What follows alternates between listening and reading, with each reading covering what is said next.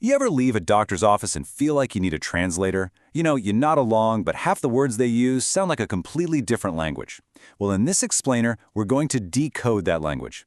We're giving you a user's guide to the core ideas doctors use so you can get a better handle on your own health.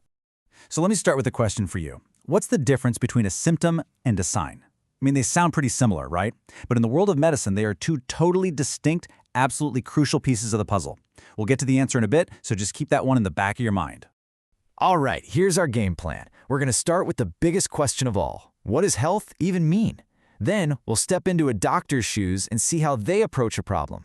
After that, we'll dig into what causes diseases, apply it all to a real-world case study on the heart, and then wrap up by looking at prevention. So, first up, what is health? Before we can even talk about what goes wrong with our bodies, we kind of need to have a baseline for what right even looks like. What does it actually mean to be healthy? Well, the official definition of health is, it's surprisingly broad. It is not just about not having a cold or a broken arm. It's a state of complete well-being, mentally, physically, socially, and even spiritually. Think about that. It sets an incredibly high bar for what it means to be truly 100% healthy. So, if health is the ultimate goal, you can think of medicine as the toolkit we use to get there. It's the science and the practice of diagnosis, that's figuring out what's wrong, treatment, which is fixing it, and prevention, stopping it from happening in the first place. And the specific problem that medicine is built to deal with, that's disease. It's not just some vague feeling of being unwell. A disease is a disorder with specific causes and, importantly, recognizable signs and symptoms. And those two phrases, they're the bread and butter of any medical investigation. Which leads us perfectly into our second section, how doctors think. And really, you can think of it as medical detective work. A doctor is like a detective, gathering clues from your body and your story to solve the case of what's going on. Hey, remember that question from the beginning? Well, here's your answer. A symptom is what you, the patient, feel. It's what you complain about, a headache, feeling tired. It's totally subjective. A sign, on the other hand, is what a doctor can objectively see or measure. A rash, a high temperature, a weird sound in your heart. You need both. Your story and their observations are needed to get the full picture. So after the detective has gathered all the clues, the symptoms you've described, the signs they've observed, your history, maybe some test results, all of that detective work leads to the big reveal, the diagnosis. This is the whodunit moment, where they finally put a name to the specific problem. Okay, so moving on to section 3, the causes of disease. Because, cracking the case isn't just about naming the disease, it's about finding the culprit. And let me tell you, the causes of disease are incredibly diverse. It's definitely not always as simple as just catching a bug. A disease can start before you're even born, something you have from birth or that's passed down in your genes. It can come from the outside world, like an injury or not getting the right nutrients. Or it can start from within, like cells multiplying when they shouldn't, or just the natural degeneration that happens as we get older. The origins are all over the map. This little chart, a Punnett square, does a brilliant job of showing how hereditary diseases work. Let's use sickle cell as an example. If both parents are carriers of the trait, that's the AS you see here, this chart lays out the possibilities for their child. There's a 1 in 4 chance of being completely unaffected, a 50% chance of being a carrier just like the parents, and a 1 in 4 chance of having the disease. It's really just a roll of the genetic dice. Okay, we've covered a lot of these big ideas, so how about we make it real?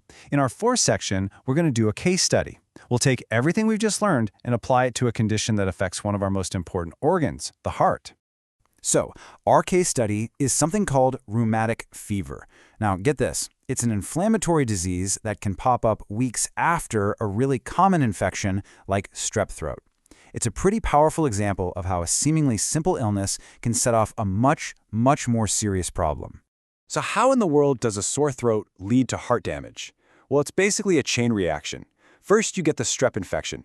Your body does its job and makes antibodies to fight it. But here's the crazy twist. Sometimes those antibodies get confused. They start attacking your body's own tissues, which causes inflammation all over.